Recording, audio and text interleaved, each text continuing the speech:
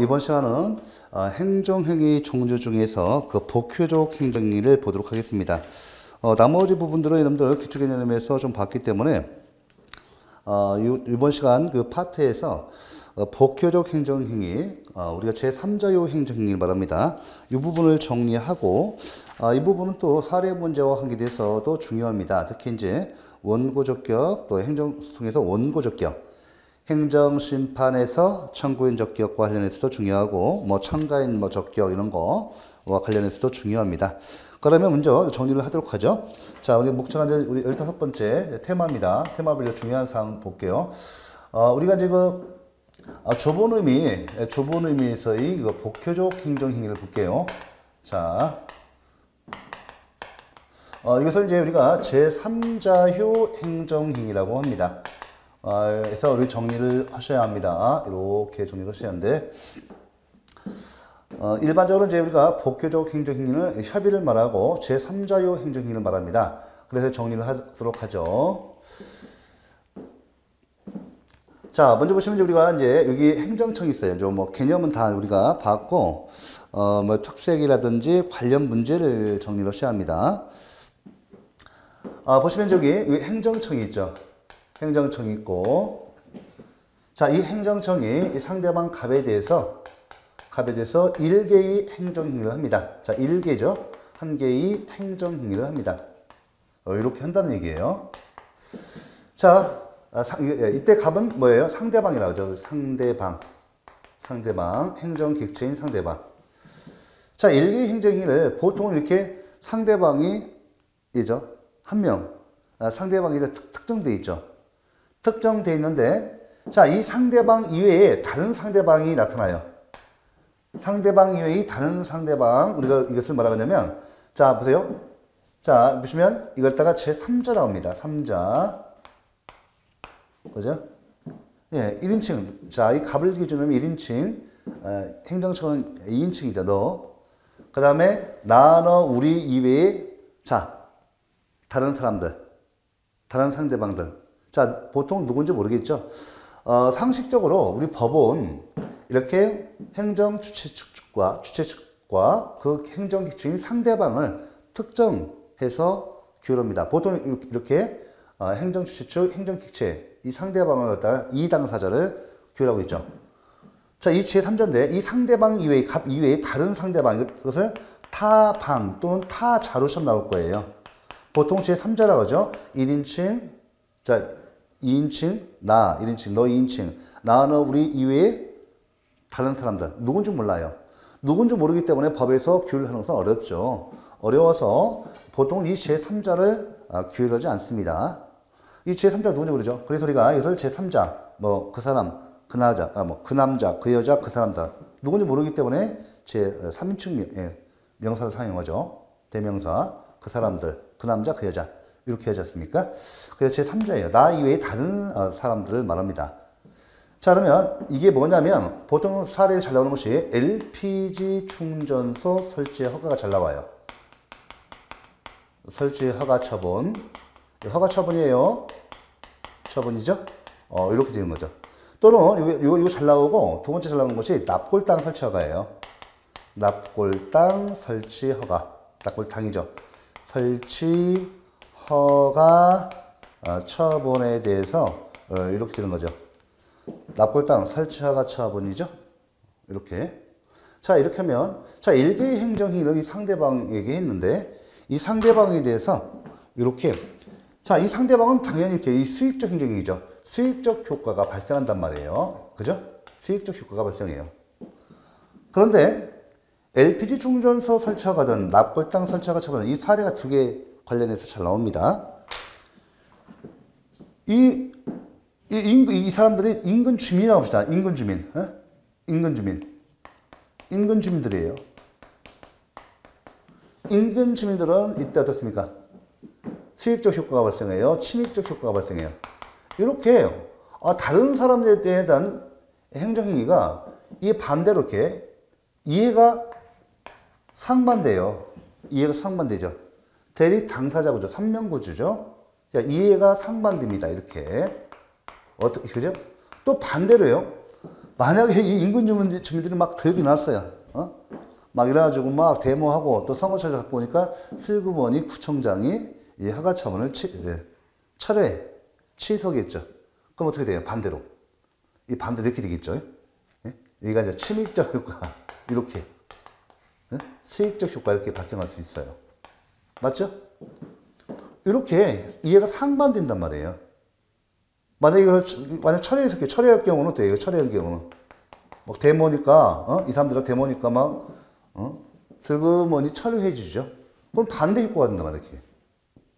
그죠? 자, 이런 경우에, 자, 이 제3자죠? 됐고, 이런 경우죠. 자, 그러면, 여기서 이제 문제가 드는데, 이와 같이 법규적 행정위는, 제3자 행정위는, 이와 같이 보통 근거 법률이 행정청과 행정주체와 그 객체, 행정객체인 상대방을 이렇게 특정해서 규율하고 있죠, 보통. 근데 이렇게 만약에 일개 행정위가 상대방에게 행정인데 이렇게 됐을 때 이 제3자를 어떻게 구제해 줄 것인가? 이 문제예요. 요것이 앞에서 개인적 공권의 확대와 경영과 관련돼서 배우셨어요.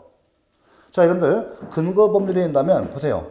우리 좀 해볼까요? 이 사례 문제 풀기 위해서 그렇습니다. 근거 법률에 의해서, 그죠? 근거 법률에 의해서 이렇게 삼면 당사자잖아요. 이렇게. 그러면 근거 법률이 여기죠. 강행법규성, 강행법규성. 그래서 행위 의무를 주어지죠. 여기 강행법규성 첫 번째이고. 그다음에 근거 법률이 공익보호뿐만 아니라 사익도 이렇게 보호하고 있어야 한다. 그죠? 그러면 이 갑은 뭐예요? 이 갑은 근거 법률에 의해서 직접적으로 개인이 이익이 인정되니까 이게 무슨 이익이야? 그렇잖아요. 법률이 인정하는 이익. 이 법률상 이익이고, 그죠? 이와 같이 근거 법률이 직접적으로 인정하는 이익을, 이걸 우리 뭐라고 해요? 개인적 공권이다. 이렇게 되죠. 이렇게. 개인적 공권이다. 라고 배우셨어요. 그죠? 그렇잖아요. 갑이, 그죠? 갑이, 그죠? 허가를 갑이 근거 법률에 따라서 허가 신청을 했어요. 허가 신청이 있어. 거부 처분한다. 부작위한다. 개인적 공권, 법률상 이익이 침해돼서 이 갑에게 원고적 인정돼요. 자, 나는 그 적법하게 허가 신청했는데 다른 사람들이 막 데모한다고 해서 슬그머니 철회를 해줬어요. 이렇게 되죠? 반대로. 이렇게 되지 않습니까? 이 가만히 있겠어요? 여기에 관련 법령에 근거해서 개인적 공권 침해되니까 뭐가 인정되는 거야? 당연히 원고적격 인정돼요. 행정수에서 원고적격, 행정심판에서 청구인적격이 인정된다. 이렇게 정리되죠. 자, 우리 개인적 공권에서 확대와 경영이 나타난다면서요. 어떻게? 자, 그죠? 근거 법률에 한다면 이 제3자에게 어떤 인정하는 이익이 없어요. 제3자가, 그죠? 3자에게 인정하는 이익이 없죠. 근거 법률뿐만 아니라 무슨 법률? 관계 법률. 또 관계 법률, 관계 법규. 그죠? 요거. 그죠? 보통은 판례는 주로 근거 법률과 관계 법률을 근거로 해서 이 제3자에게 뭐를 인정해요? 근거 법률에 의해서 직접적으로 인정되는 이익은 없지만 근거 법률과 관계 법률을 근거로 해서 이 제3자에 대해서도 이 법에 의해서 보호되고 있는 이익으로 법 해석이 가능하다면 법 해석이죠. 이게 제가 왜 이걸 설명드리겠어요. 심화 강의니까 기본 강의죠. 심화 강의니까 설명드리는 거야. 판례가 그죠? 이 두 가지 법률의 근거에서 직접적으로 인정하지는 않지만 근거 법률과 관계 법률을 갖다가 나가서 요까지 더 확대해서 해석해 봤더니 법에 의해서 보호되는 이익이 있다. 법에 의해서 보호되는 이익 중에서 보호 이익을 인정할 수 있다고 한다면, 그죠? 인정할 수 있다고 한다면 이것도 뭐다? 이것도 뭐다? 법률상 이익이 된다. 그죠? 그러니까 그죠? 예. 공권 보호 이익 플러스 그러니까 법률상 이익은 이제 개인적 공권뿐만 아니라 판례가 법 해석을 통해서 법에 의해서 보호되는 이익으로 인정할 수 있다고 한다면 이제는 이런 법률상 이익이 된다. 그래서 개인적 공권의 확대와 경약 배워있어요. 그래서 예전에는 이 갑만이 원고 적격, 청구인 적격 인정됐죠? 이제는 어떻게? 이렇게 튀면 이 제3자에게 법 해석에서 법에 의해서 보호되는 이익으로 인정할 수 있다 한다면 이제는 이 제3자의 이익, 이 보호 이익도 법률상 이익이다. 그래서 제3자요 행정행위를 인정하는 실익이 뭐냐라고 했을 때 바로 이거예요. 행정소송에서 그죠? 이렇게 되는 경우 이렇게 되면 갑이 하면 되고 이렇게 되는 경우는 이 제3자에게 인정하는 거죠. 그래서 이게 행정소송에서 원고 적격 그 다음에 행정심판에서 청구인 적격을 인정할 수 있어요. 그러니까 이렇게 돼버리면 이 두 가지 통해서 이렇게 돼버리면 이 제3자 인근 주민 등은 행정소송을 누구를 피고로 해서 이거 원고가 되는 거 원고 피고 행정심판에서 청구인 피청구인 그죠? 직접 다이렉트에서 취소소송 취소심판을 제기해서 구제받을 수가 있습니다. 그 다음에 막 우리 인근 주민들이 막 대문을 했어요. 막 대문하고 막 구청장 출근 저지시키고 막 이런 거 해요. 했더니 어떻게 해요? 슬그머니 철회를 해줬어요. 거의 이렇게 돼버리죠? 이렇게 돼버려요. 이렇게 했다 이렇게 바뀐 갑이 가만히 있겠습니까? 법에 근거해서 나는 분명히 허가 신청을 했는데 인근 주민들이 반대한다는 이유로 이렇게 허가를 철회 취소하면 어떻게 해요? 나 죽어요. 그죠? 그죠? 어떻게 해요, 그러면? 나도 소송을 제기하는 거죠. 그죠? 그러면, 보세요. 이 제3자는 잘 보세요. 나 이외에 다른 사람들의 소송의 결과, 심판의 결과에 따라서 이해관계가 달려있죠. 그렇잖아요. 예, 바로 이 인근주민 제3자는 법률상 이해관계인이야. 중요합니다. 경영상, 경제상 이해관계인이면 안 돼요. 법률상 이해관계인이 되어야 합니다. 됐죠? 그래서 우리 줄여서 이해관계인 이렇게 나온단 말이에요. 상대방 및 이해관계인. 맞죠? 이때 이해관계는 법률상 이해관계인이다. 꼭 아셔야 돼요. 그래서 됐고 만약에 이렇게 되세요. 이렇게 돼버리면 그죠? 이렇게 돼버리면 가만히 있겠어요? 행정소송, 취소소송, 취소심판 자기하겠죠. 그러면 이 행정청과 이 갑이 소송, 재판의 결과, 심판의 결과에 따라서 얘가 승소면 다시 이렇게 하는 거야. 이렇게 하죠. 자, 가만히 앉아 있는데 다른 사람들의 어떤 재판이라든지 심판의 결과가 이렇게 법적 효과가 미치죠. 이게 뭐예요? 행정심판. 이거 기억하셔야 돼요. 이걸 지금 다 연결되는 거예요. 뒤에서 우리 행정심판과 소송에서 형성력을 배워요. 판결의 효력에서 재결의 효력에서 형성력을 배워요.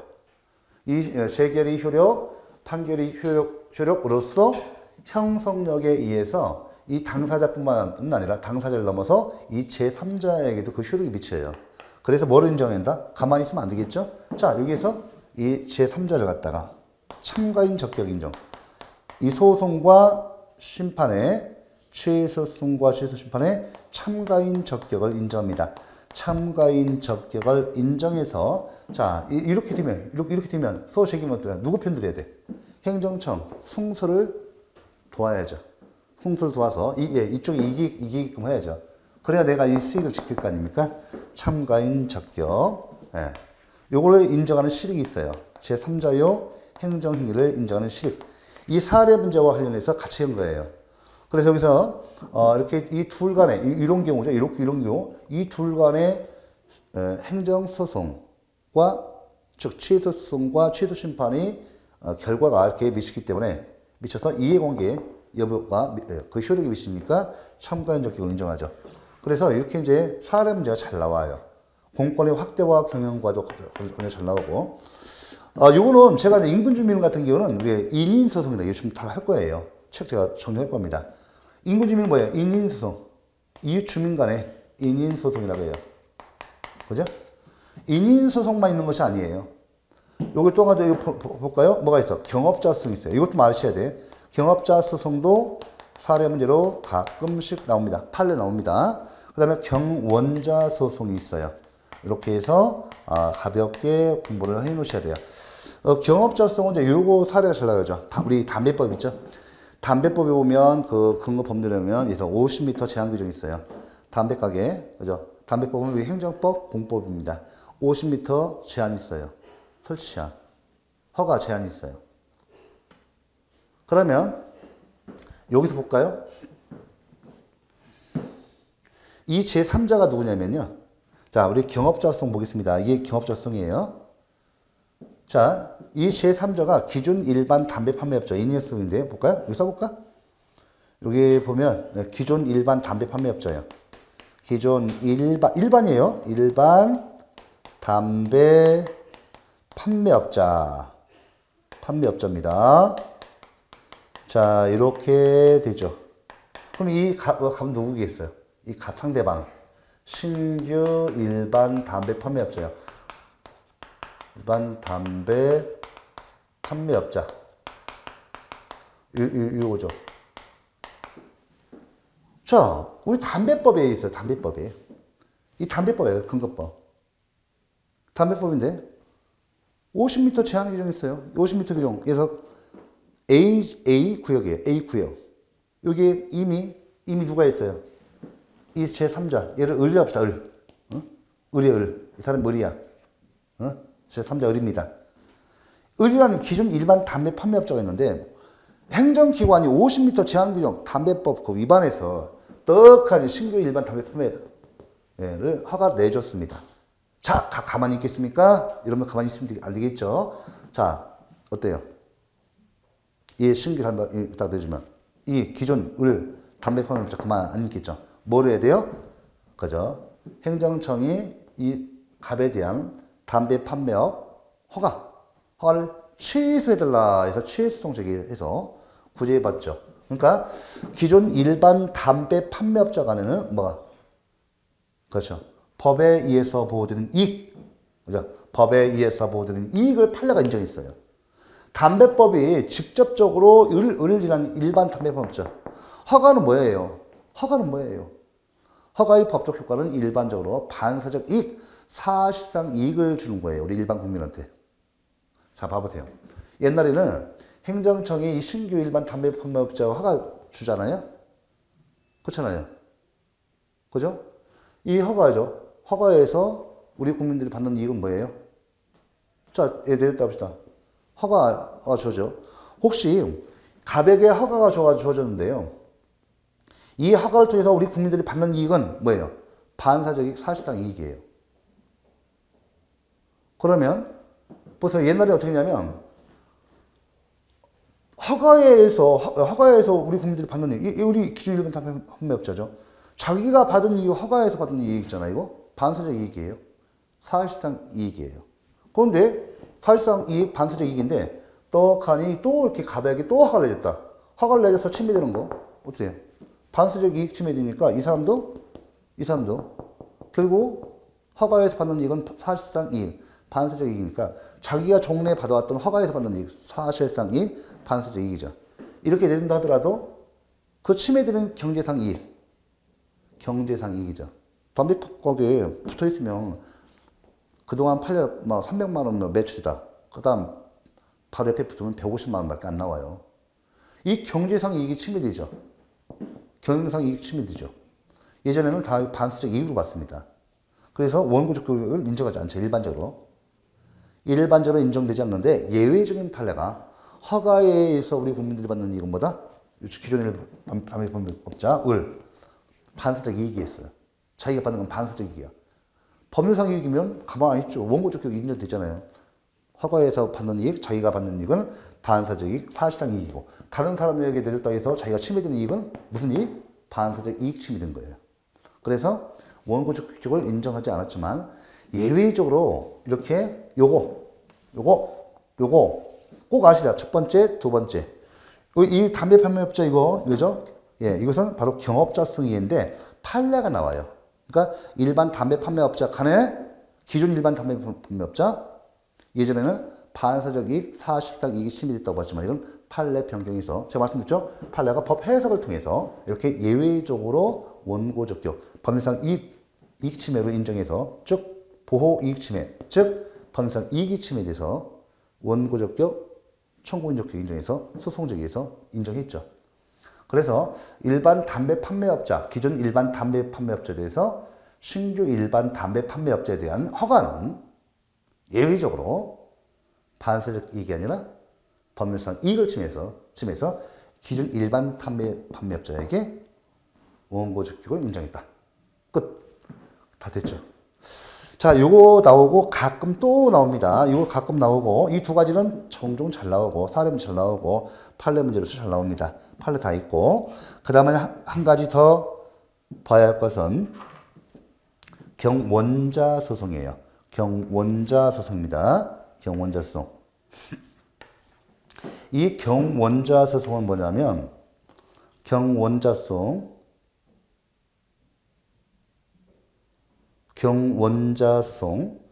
자, 여러분들 보세요. 이 기존 버스, 우리가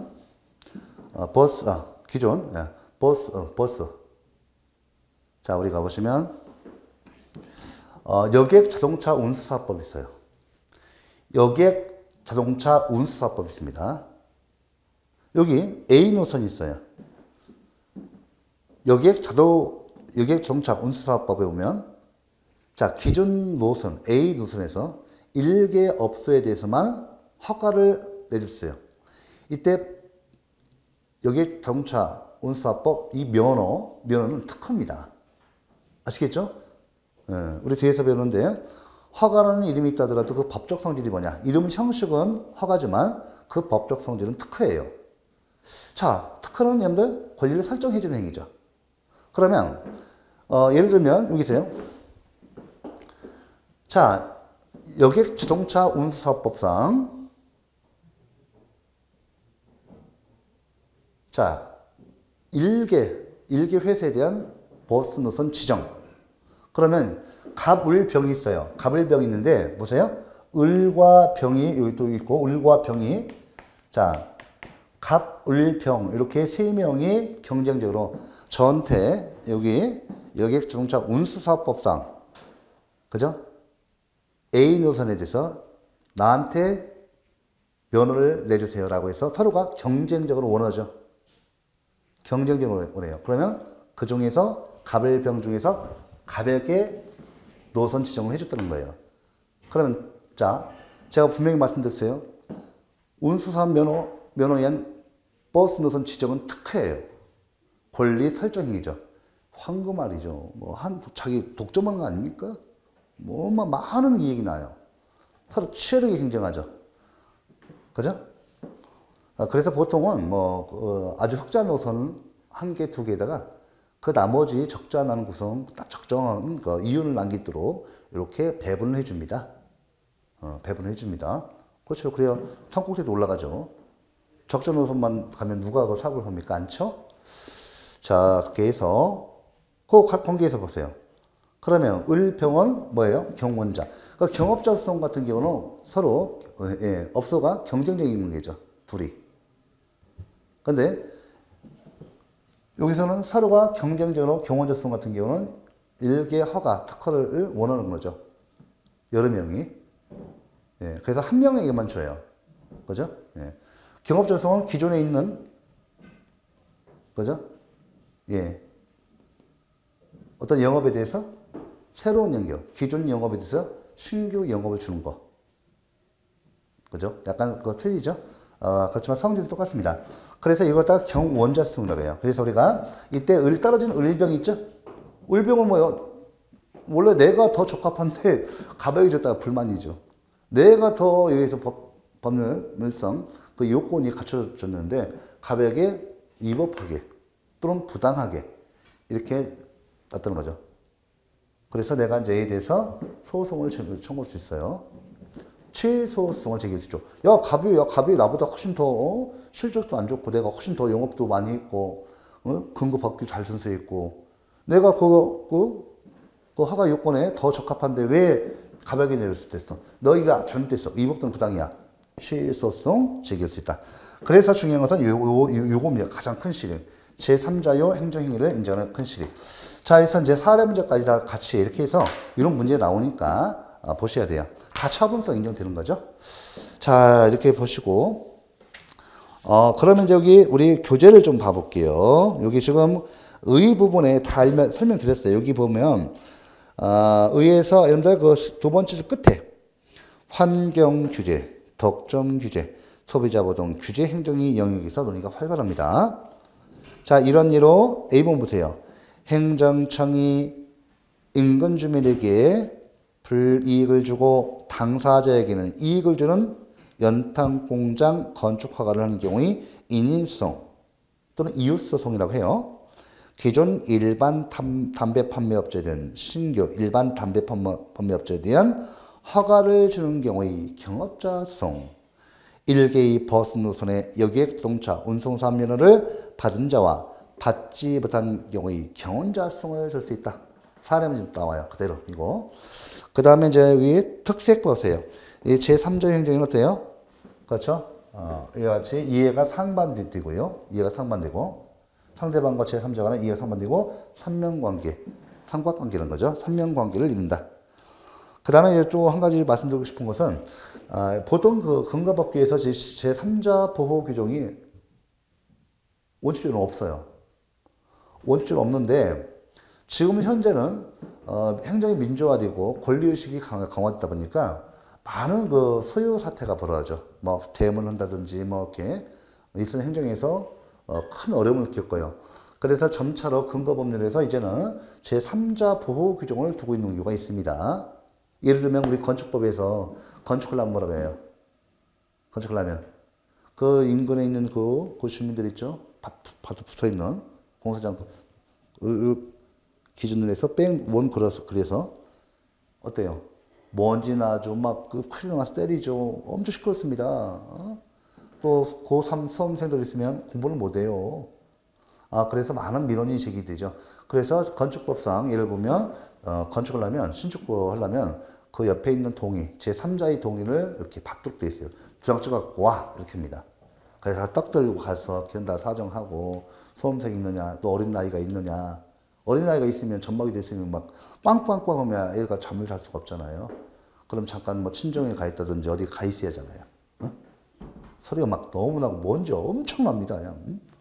그래서 이제 이렇게 동의를 받으라고 해갖고 그냥 찍어갖고 가야 돼요. 그럼 이제 건축허가를 내줍니다. 제3자 보호 규정이 늘어나고 있다. 좀 알아두시고 특색 말씀드렸고 그 다음에 제3자유 행정이 관련 문제를 보셔야 돼요. 자, 먼저 행정 절차상 문제가 있고 행정 쟁송상의 문제가 있는데 둘 다 시험 다 나와요. 특히 행정 쟁송상의 문제에서 이거 제가 말씀드렸고 요거와 관련돼서도 좀 더 공부를 하셔야 돼요. 그러면 아마 여러분들 고득점 오실 겁니다. 그래서 요거는 70점에서 뭐 90점 부족한 문제, 응용 문제 나오니까 이걸 보셔야 돼요. 그러면 행정 절차상의 문제 볼까요? 동그라미 1번 제3자에 대한 통지. 자, 문제의 소지 봐보세요. 자, 일반적으로 행정위는 상대방에 대한 통지에 의해서 성립되고 그 효력이 발생된다. 이렇게 지금 이렇게, 그지? 이거죠? 상대방에 대한 통지해야죠.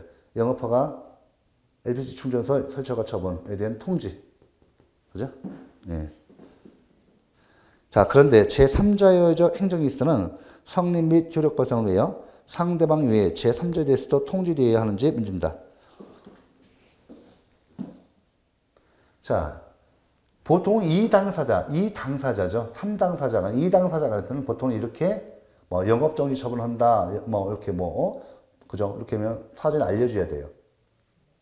만약에요, 우리 행정절차법을 본다면 행정절차법이 이렇게 돼 있어요. 행정청이 상대방에, 우리가 이제 행정절차법상 불이익처분의 특이한 사항이 있어요. 행정청이 상대방으로 상대방 갑한테 이렇게 불이익처분할 때, 수익처분이 아니에요. 불이익처분할 때 미리 알려줘야 돼요. 당신한테 영업정지 처분합니다. 당신한테 이런 이유 때문에 이런 법 위반 사실이 있고 또 그 법적 근거와 그 법 위반 사실에 대해서 이유 제시를 해가지고요. 알려줘야 돼요. 알려주는 거 준법률 행정행위 중에서 통지. 그러니까 통지를 해줘요. 이때 효력이 발생합니다. 영업정지 처분 효력 발생해요. 영업허가 철회죠? 처분 효력 발생해요. 맞죠? 이렇게 행정절차법은 상대방에 대해서 불이익 처분할 때만 규정되어 있어요. 이 제3자, 만약에 이렇게 되는 경우는, 이렇게 되는 경우는 이 제3자에 대한 통지 규정이 있다, 없다? 현행법이 없어요. 독일은 있는데, 우리 없어요. 이렇게 할 때, 보세요. 이게 수익조처분이고, 이렇게 되는데, 행정절차법은 이렇게 상대방에 대해서 불이익처분일 때만 통지를 할 적도 있어요. 또 의견 청취를 할 적도 있어. 이렇게 되는 경우, 만약 이렇게 되면 통지할 필요 없어요. 이렇게 되면 통지할 필요 없어. 이렇게 될 때 통지하는 거지. 그런데 이 상황이 한 당사자, 제3자가 나타나서 이렇게 되는 경우에 상대방을 수익적 처분, 제3자에는 침익적 처분이 됐을 때 이 제3자에게 통지해야 하는가? 통지해야 LPG 충전소 설치허가 처분, 납골당 설치허가 처분의 효력이 발생하는가? 아니라는 거예요. 규정 없어요. 그 실정법 해석에서 실정법이 우선합니다.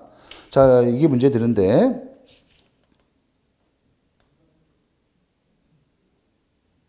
자, 넘겨보세요. 니은번 행정절차법의 태도. 자, 봐보세요. 독일 행정절차법에는 제3자에 대해서 통지되어야 한다는 명문 규정이 있습니다. 자, 그런데 우리 행정절차법에는 아무런 규정이 없습니다. 통서는 원칙적으로 상대방에 대한 통지만으로 그 효력이 발생한다. 이렇게 된다 하더라도, 그지? 그죠?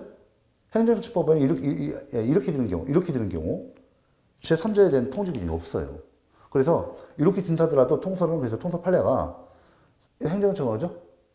이게 제3자에게 통지하지 않았고, 이렇게 LPG 충전소 설치하고 처분해도 효력이 발생한다는 거예요. 자, 그죠?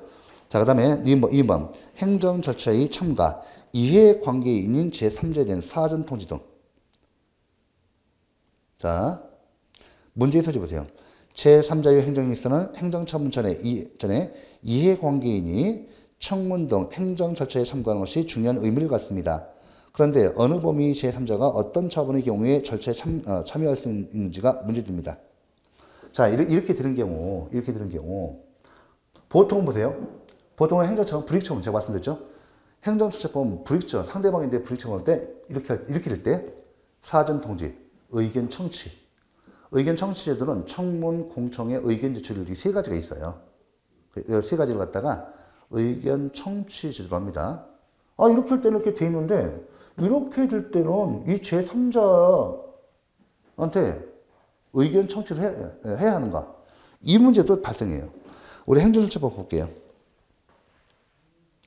니은번 보세요. 행정절차법의 태도, 법규정. 행정절차법은 행정행위 상대방인 당사자에게, 자, 상대방인 밑줄. 당사자에게, 상대방이죠, 상대방이. 당사자에게 의무를 부과하거나 권익을 제한하는 처분을 하는 경우. 뭐라고 이거? 불이익처분이라고 해요. 불이익처분. 불이익처분을 하는 경우에 일정 사항을 당사자 등에게 통지하고, 당사자 등. 당사자는 여기죠. 이거. 등이 제3자 포함된다. 이겁니다. 자, 통지하고 의견 제출을 기회를 줘야 한다고 규정하고 있다. 사전 통지의 대상이 되는 제3자의 범위. 이게 결론입니다. 여기서 당사자 등이란 당사자와 행정청이 행정 절차에 참여하게 한 이해관계를 말한다. 좀 씁쓸하네요. 당사자와 행정청과 당사자가 이 제3자에게 참가를 요청하는 거죠. 야, 나중에 시비가 걸릴 수 있으니까 이렇게 하잖아요. 행정청과 제3자가 이 제3자를 갖다가 이 절차에, 이 의견청 절차에, 그죠? 참가시킨 이해관계인에 대해서만 인정되는 거죠. 다시 한번. 자, 여기서 당사자 등이니까 등. 당사자는 상대방이고요. 당사자와 행정청이, 상대방과 행정청이 행정 절차에 참여하게 한 이해관계인, 제가 말씀드렸죠? 이해관계인. 제3자예요. 제3자를 이해관계인이라고 합니다. 법률상 이해관계인 말한다. 따라서 행정청이 직권 또는 신청에 의해서 행정 절차에 참여하게 되지 않는 한 모든 이해관계 있는 제3자에게 행정처분이 통지되어야 하는 것은 아니며 의견 제출의 기회가 보여주는 것도 아니다. 행정청이 여기 참여하세요. 직권을 한다든지, 그죠? 또 제3자가 참여 요청. 나 이런 관계에 있으니까 나도 참가시켜 주세요. 이렇게. 예? 당사자가 이렇게 행정청은 직권으로, 뭐 상대방이 할 수도 있고 뭐 제3자가 할 수 있는데 법은 이제 제3자가 나한테 참가시켜달라 이런 이행관계 있다 해서 요청이 있을 때 행정청이 이렇게 그죠? 참가하세요. 요청이 있을 때 참가하세요. 이렇게 해서 다 보통 참고시킵니다. 왜냐하면 일회적 법적 분쟁을 해결하기 위해서. 만약 그냥 가버리면 나중에 소송 걸려서 다 이런 문제가 발생하니까 뭐 사전 절차로서 청문회나 공청회 이런 기회를 보통 갖도록 합니다. 됐고요.